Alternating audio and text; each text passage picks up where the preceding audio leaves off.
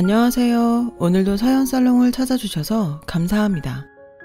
얼마 전 이혼을 한 40대 여성이에요. 첫사랑은 이루어지지 않는다고 하죠. 저 역시 그랬어요. 뭐든 처음을 함께했던 사람이라서 이별을 받아들이는 게 무척 힘들었죠. 새로운 연애를 할 때마다 늘 그 사람이 떠오르고 가슴 한켠이 아려왔거든요. 시련엔 시간이 약이라지만 첫사랑과의 이별만큼은 그렇지 않더라고요. 그렇게 가슴 깊이 꽁꽁 묻어둔 사람인데 20년도 더 지난 지금에서야 이렇게 다시 꺼내게 되었네요. 첫사랑과 만난 건 20살 봄이었어요. 예고 음악과를 졸업한 저는 97학번으로 대학에 들어갔죠. 벚꽃이 흩날리는 대학 교정은 눈부시게 아름다웠고 그래서 다들 들떠 있었어요. 지난 12년 동안 대학 입학만 바라보고 죽어라 공부했던 학생들은 자신들을 옥죄던 족쇄를 풀고 나온 죄수들처럼 온몸으로 자유를 만끽하는 것 같더군요. 마치 청춘의 특권인 것처럼 말이죠. 저도 그런 분위기에 휩쓸려서 허공에 붕 뜬 기분으로 신입생 시절을 보냈어요. OT 때 친해진 친구들 몇 명과 몰려다니며 레슨도 빼먹고 소개팅에도 나갔고 10cm 가까운 힐을 신고 귀도 뚫고 반지에 목걸이까지 하곤 홍대 클럽에서 밤새도록 춤추고 놀기에 바빴어요.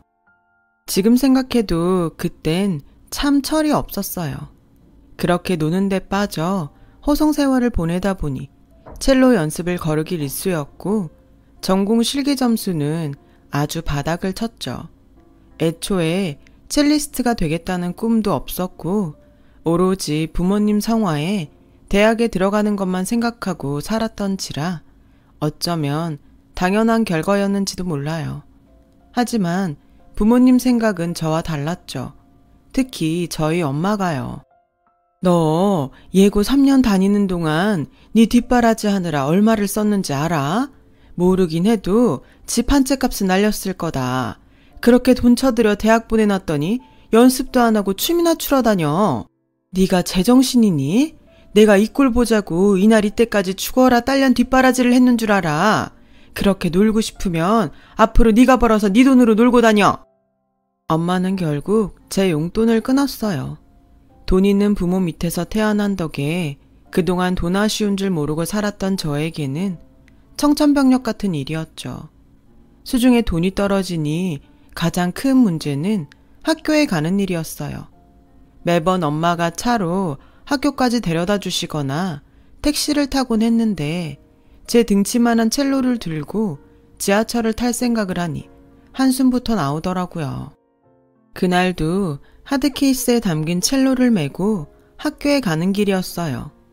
그날따라 전철 안에 사람이 가득해서 케이스를 챙기랴 흔들리는 전철 안에서 중심 잡으랴 정신이 하나도 없었죠. 그런데 다행히도 제 앞에 앉아 계시던 아주머니가 자리에서 일어나지 뭐예요. 저는 이게 웬 떡이냐 했죠. 바둥거리며 케이스를 옆으로 돌리고 막 자리에 앉으려는데 글쎄 제 뒤에 있던 남자가 저를 밀치고는 그 자리에 낼름 앉지 뭐예요. 그 바람에 저는 악기 케이스를 끌어안은 채 그대로 바닥에 엎어지고 말았죠. 순간 사람들 시선이 제게 쏠렸어요. 저는 너무 창피해서 아픈 건 둘째치고 스프링처럼 벌떡 일어났어요.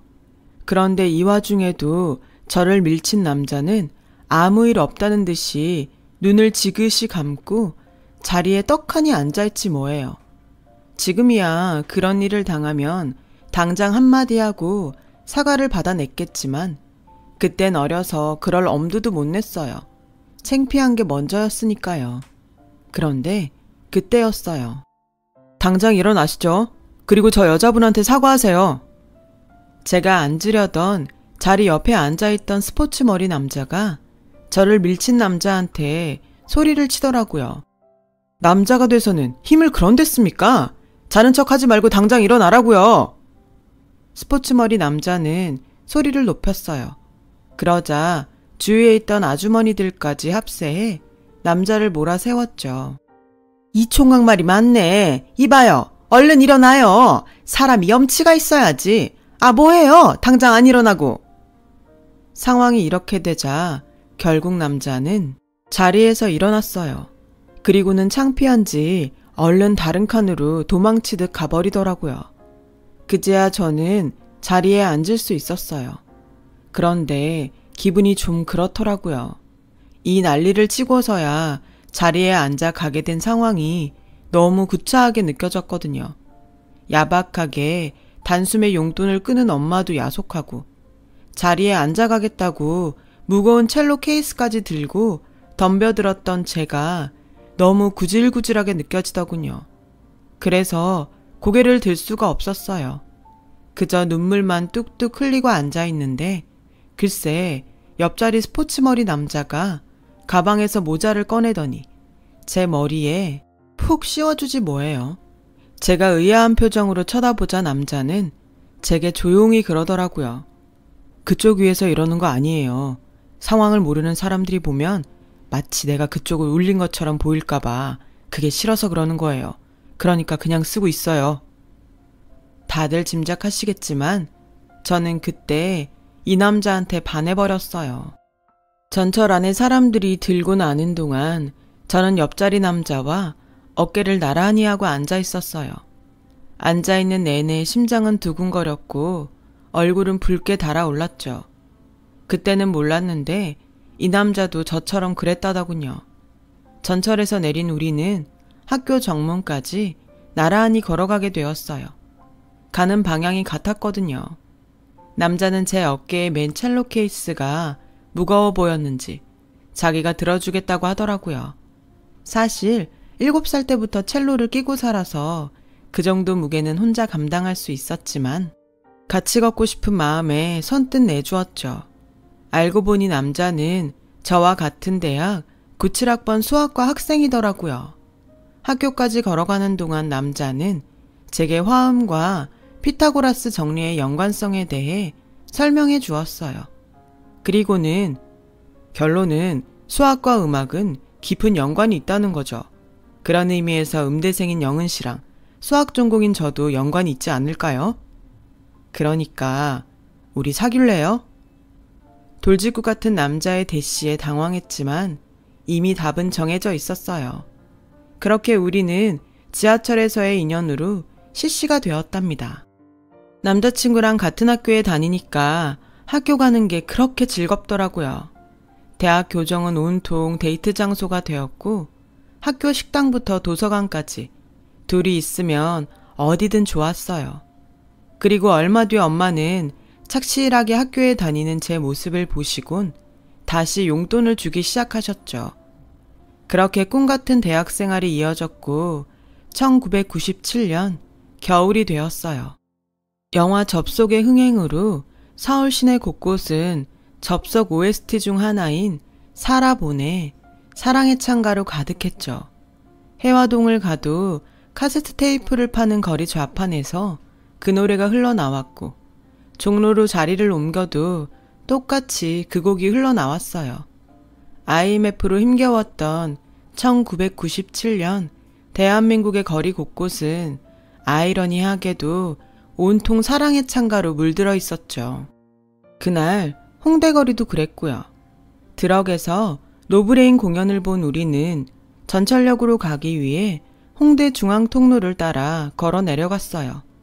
막 리치몬드 과자점에 다다랐을 때였죠. 뭐?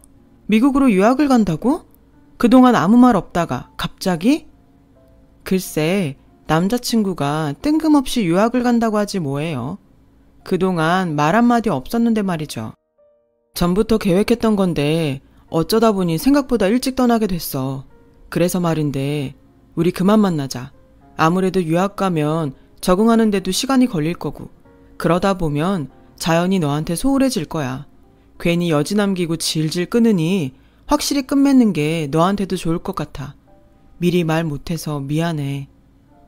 이 남자는 처음 사귈 때 그랬던 것처럼 이별도 돌직구로 알리더군요. 순순히 이별을 받아들이긴 힘들었지만 그렇다고 길바닥에 서서 질질 짜며 바지가랑이를 붙들고 매달리고 싶지는 않았어요. 제가 아무 반응이 없자 남자친구는 저를 두고 혼자 가버리더군요. 그렇게 크리스마스를 며칠 앞둔 상황에 저는 첫사랑한테 차였어요. 처음엔 실감이 안 나더라고요.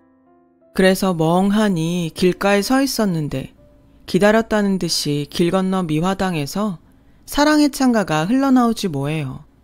그제야 제 눈에선 눈물이 터져 나왔어요. 한 번 쏟아진 눈물은 멈추지 않고 연신 흘러내렸고 전철역까지 가는 내내 저는 사람들의 시선을 견뎌야 했죠. 그렇게 알싸한 첫사랑의 아픔을 맛본 잔인한 1997년 겨울은 지나갔어요. 그리고 본격적인 시련이 불어닥쳤죠. IMF 여파로 저희 아빠 회사도 타격을 입었거든요. 그 시절을 살아본 분들은 다 아시겠지만 절대로 망하지 않을 것 같았던 은행도 맥없이 쓰러지고 세계화를 주도하던 대기업도 하루아침에 부도가 나버렸죠. TV를 켜는 게 두려울 정도였어요. 실크를 가공해 수출을 하던 아빠의 회사는 결국 98년도 가을 경영난을 이기지 못하고 파산해버렸어요. 다행히 외할아버지의 도움으로 살 집은 얻을 수 있었지만 수입이 없었기에 당장 먹고 살 길이 막막했죠. 결국 저는 휴학을 하고 아르바이트를 시작해야 했어요. 저처럼 돈이 궁했던 선후배들과 함께 예식장이나 행사장에서 연주를 하며 돈을 벌었어요. 처음에는 자존심도 상하고 혹시 아는 사람이라도 만날까봐 창피했지만 그렇게 번 돈으로 우리 세 식구가 먹고 살 수 있게 되자 그때부터는 창피함도 사라지더라고요. 돈 잡아먹는 귀신에서 하루아침에 소녀 가장이 되니 기분이 묘했어요. 그 무렵 아빠는 아는 분이 하는 회사에 출근을 하게 되셨어요. 일종의 얼굴마담 같은 역할이었죠. 이사라는 직함은 얻었지만 솔직히 아무 권한도 없고 벌이도 안 되는 자리였어요. 게다가 언제 잘릴지 모르는 자리라서 엄마는 서둘러 제 혼처를 찾기 시작했죠. 그나마 그런 직함이라도 달고 있을 때 결혼을 해야 하객도 있다면서요. 그렇게 만나게 된 사람이 바로 얼마 전 이혼한 제 남편이에요. 시댁은 꽤 돈이 있는 집안이었어요. 나중에 안 사실이지만 시어머님이 명동에서 사채업을 하시면서 IMF 때 큰 돈을 버셨다고 하더라고요. 사채업을 관두고 사업체를 차린 후로는 이미지 변신을 꾀하는 중이었죠. 그래서 있는 집과 사돈을 맺어보려고 마담 뚜한테 부탁을 했던 모양이에요. 그런데 그게 잘 안 됐던 거죠. 하나뿐인 외동아들이 하도 사고뭉치라 고등학교도 졸업을 못했거든요.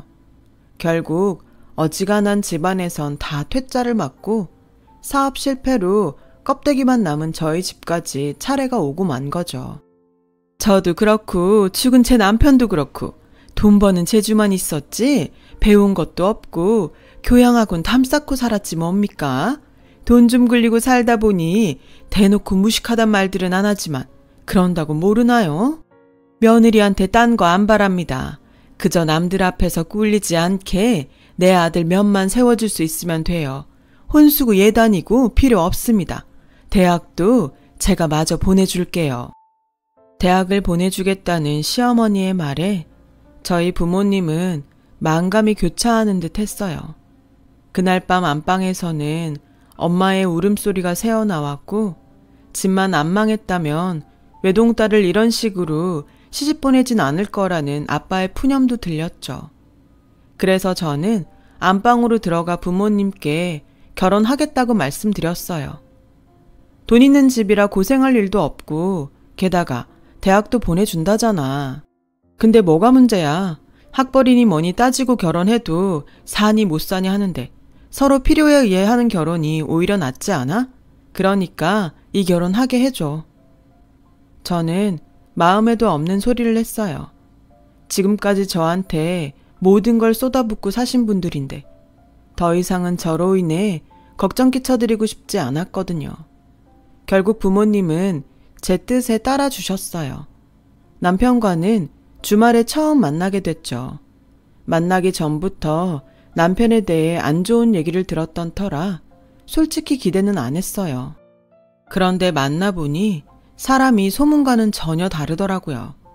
격식을 차리거나 매너가 몸에 밴 사람은 아니었지만 나름 저를 배려하는 모습도 보였고 무엇보다 솔직했어요.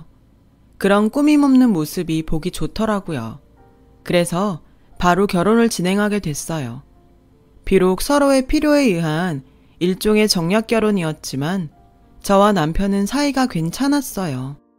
서로의 사정을 다 알고 시작한 결혼이라 오히려 마찰도 적었고요. 그리 나쁘지 않은 결혼이라 생각했죠. 그런데 결혼하고 반년이 다 되도록 시어머니한테선 복학 얘기가 없었어요. 그래서 남편한테 얘기를 꺼냈더니 원한다면 당장 다음 학기부터 등록을 해주겠다고 하더군요. 그런데 남편한테 그 얘기를 들은 어머님이 집으로 찾아오셨지 뭐예요. 너는 참 염치도 없다. 등록금이 한두 푼 하는 것도 아니고 레슨비로도 따로 내야 한다던데 그런데도 그걸 꼭 해야겠니? 막말로 네가 첼로 한다고 돈이 나오냐 쌀이 나오냐. 결혼할 때 몸뚱이만 딸랑 들고 와서는 어떻게 대학 보내달란 소리를 하니. 따박따박 네 욕심 챙길 생각 그만하고 며느리 노릇이나 제대로 해. 사람이 화장실 들어갈 때 다르고 나올 때 다르다더니 시어머니는 자신 입으로 한 약속도 지키지 않았어요. 문제는 그것뿐만이 아니었죠. 혹여 제가 친정에 돈이라도 보낼까봐 마치 저를 주인집 곳간 넘보는 도둑년 보듯 하셨어요. 툭 하면 가계부 검사를 하시고 수시로 통장 내역까지 보자고 달려드셨죠. 제가 세일하는 블라우스라도 하나 사면 돈 한 푼 못 버는 게 돈 아까운 줄 모른다시며 한 소리 하기 일쑤였고요. 그래놓고는 혹시라도 남편 귀에 얘기가 들어갈까봐 제 입단속을 하는 것도 잊지 않으셨죠. 그렇게 저는 복학은 꿈도 못 꾼 채 참고 살아야 했어요. 돈 많은 시댁 덕에 저는 동창들한테 부러움을 샀지만 실상은 10,000원짜리 한 장도 마음대로 못 쓰고 살았어요. 그래도 제 편을 들어주는 남편 덕에 결혼 생활을 이어갈 수 있었죠. 죽고 못 사는 인꼬 부부는 아니었지만 그래도 지금껏 살면서 큰 싸움 한번 안 하고 살기도 했고요. 그런데 알고 보니 제가 속았더라고요. 글쎄 남편이 결혼 후에도 숱한 여자들과 사실혼 관계를 맺으며 만나왔지 뭐예요. 그 뒤처리는 늘 어머님 몫이었고요. 그런데 이번 여자는 만만치 않은 여자였던 거예요. 조폭과 연결된 꽃뱀이었거든요. 안 그래도 회사 사정이 안 좋은 판에 내연녀가 제게 사실을 폭로하겠다며 엄청난 위자료를 요구하자 남편이 결국 제게 모든 사실을 실토하게 된 거예요. 저는 며칠 동안 배신감에 진저리 치며 눈물로 지새워야 했어요. 그동안 저를 구박하던 시어머니는 꼬리를 팍 내리고 울면서 매달리더군요. 이혼만은 안 된다며 못난 아들과 함께 평생 사죄하는 마음으로 살겠다고요. 솔직히 남편한테 마음은 이미 떠났지만 그렇다고 이혼할 용기는 없었어요. 15년 넘게 전업주부로만 살아온 데다가 전공인 첼로를 놓은 지도 오래돼서 당장 돈벌이를 할 자신도 없었거든요. 그래서 딱히 결정을 못 내리고 있었는데 사건이 터진 거예요. 친정 엄마한테 전화가 왔더라고요. 글쎄 아빠가 입원 중인 요양병원으로 사채업자가 찾아왔다지 뭐예요. 남편이 친정집을 담보로 1억을 빌렸다며 밀린 이자를 내놓으라고 말이죠. 전화를 끊고 남편한테 전화를 했지만 받지 않더라고요. 시어머니도 마찬가지였고요. 하는 수 없이 저 혼자 아빠가 계신 요양병원으로 달려갔어요. 몇 년 전 뇌졸중으로 쓰러지신 뒤 언어장애가 생긴 아빠는 저를 보자마자 뭔가를 말씀하시려고 애를 쓰셨어요. 하지만 마음만 급할 뿐 전혀 알아들을 수가 없었고 당신도 답답하신지 급기야 아이처럼 엉엉 우시더군요. 그 모습을 보니 미쳐버리겠더라고요. 딸 자식이라고 하나 있는 게 병든 아빠를 이렇게까지 고생시키나 싶었죠. 그래서 바로 남편한테 문자를 보냈어요. 당장 아빠가 계신 병원으로 오지 않으면 경찰에 신고하겠다고요. 문자를 확인했는지 1시간쯤 지나자 남편이 시어머니와 함께 왔더라고요. 그런데 이 모자가 실성을 했는지 엎드려 빌어도 모자랄 판에 오히려 큰 소리를 치지 뭐예요. 그간 사위덕 보고 사셨으면 이 정도는 해줄 수 있는 거 아닙니까? 우리 애가 뭘 그리 잘못했습니까? 사업을 하다 보면 어려울 때도 있고 이럴 때 처가덕도 좀 볼 수 있는 거 아니에요. 그깟 1억 가지고 경찰에 신고를 하니마니 지나가던 개가 없겠습니다. 얘, 너도 그렇다? 이날 이때까지 누가 널 먹이고 입혔니? 그거 다 내 아들이 벌어온 돈으로 한 거야. 쫄딱 망한 이 부모가 못한 거 내 아들이 했다고. 고마운 줄 모르고 어디서 까불어? 불과 며칠 전까지 이혼은 안 된다고 싹싹 빌던 시어머니는 완전 안면 몰수하고 달라진 모습으로 말도 안 되는 소리를 떠들어댔어요. 그걸 지금 말이라고 하세요? 그깟 1억이요? 그 집 우리 부모님 전 재산이에요. 그걸 말도 없이 사채업자한테 담보를 잡혀놨다는데 어떻게 가만히 있어요? 그리고요 어머님, 저요 이날 이때까지 어머님이랑 저 사람 비위 맞춰가며 밥하고 빨래하고 어머님 기사 노릇까지 하며 살았어요. 제 밥값은 충분히 하고 살았다고요.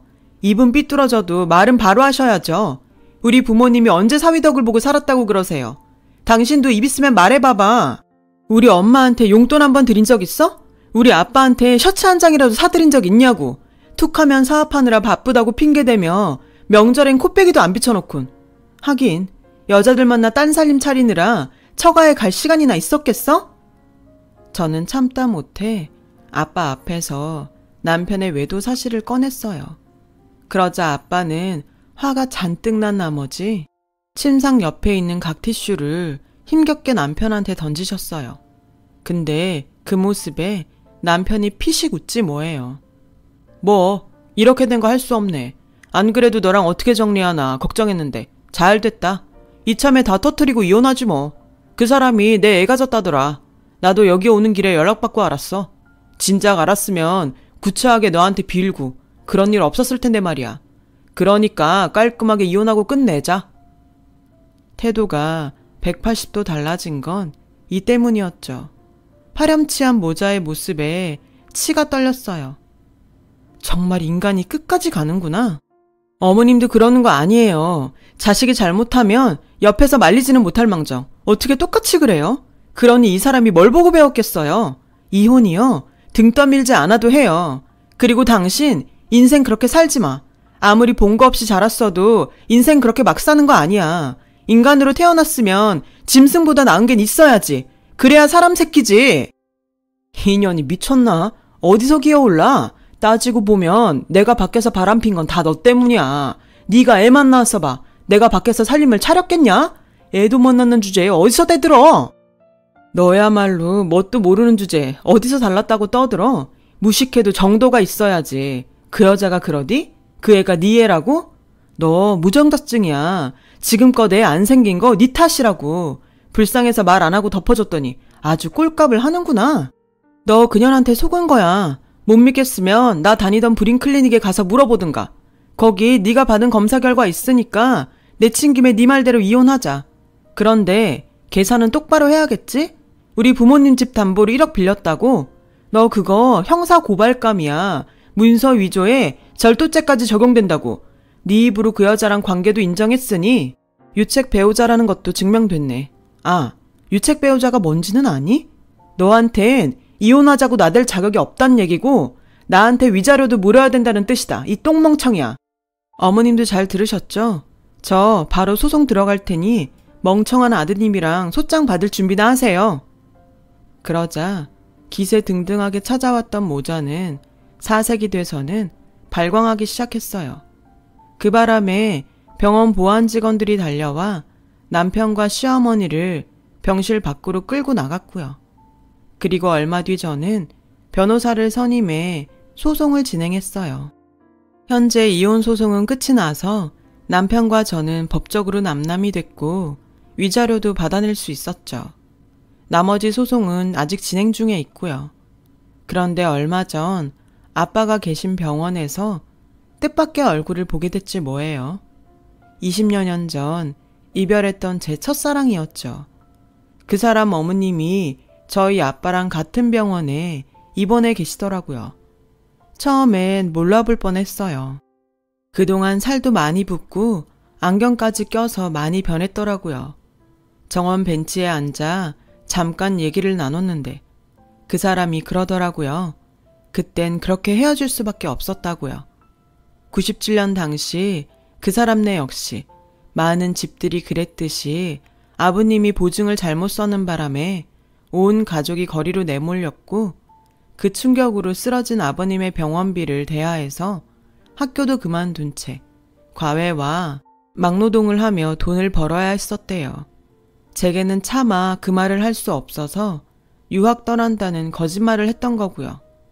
그 얘기를 하면서 눈가가 촉촉해진 그를 보니 저 역시 눈물이 나더군요. 그 힘든 시간을 어떻게 넘어왔을지 알 것 같았거든요. 저 역시 겪어온 일이니까요. 우린 짧은 만남을 끝으로 작별 인사를 하고 헤어졌어요. 집으로 돌아오면서 그런 생각을 했어요. 이제야 비로소 진짜 이별을 한 것 같다고.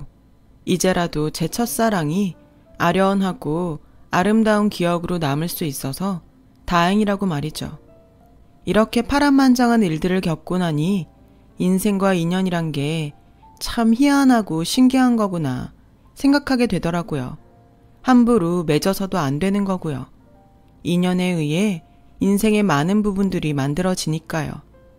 꼭 배우자나 연인이 아니더라도 좋은 인연을 맺고 좋은 사람들과 살아가고 싶다는 생각을 합니다. 지금까지 제 사연을 들어주셔서 감사합니다. 여러분의 곁에 소중한 인연들이 함께 하시길 바래요. 여러분, 사연 댓글에 응원과 현명한 조언 부탁드려요. 좋아요와 구독은 저에게 큰 힘이 됩니다. 오늘도 좋은 일 가득하세요.